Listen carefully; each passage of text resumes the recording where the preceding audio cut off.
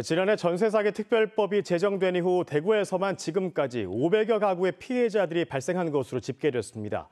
이 대구시가 뒤늦게 이들을 위한 지원 대책을 발표했지만 정작 관련 예산도 확보하지 않아서 지원 의지가 있냐는 비판의 목소리가 나오고 있습니다. 보도에 류재현 기자입니다.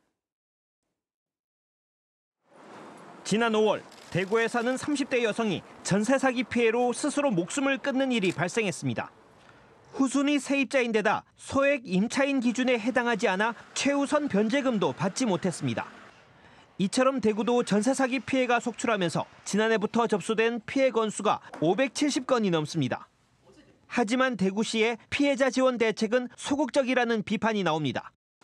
앞서 지난해 6월 전세 사기 피해 전담반을 구성했지만 피해 사실을 단순히 국토부에 전달하는 데 그치고 있습니다. 피해자 지원 예산과 지원 사업은 전혀 없으며 단순히 형식적으로 지역 내 피해 사실을 국토부에 보고하는 연락사무소 역할만을 수행했습니다.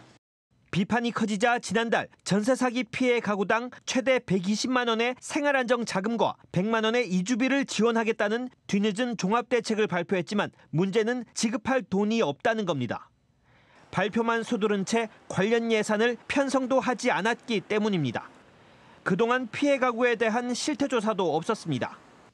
부산과 인천, 대전, 광주는 피해자 주거와 생계자금으로 사용할 예산을 지난해와 올해 초 이미 편성한 것과 대조적입니다.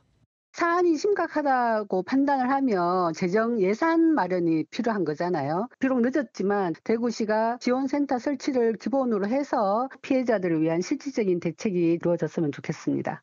이에 대해 대구시는 현재 전세 사기 피해 가구에 대한 조사를 시작했으며 올 하반기 예산을 편성해 지원금 지급을 시작하겠다고 밝혔습니다.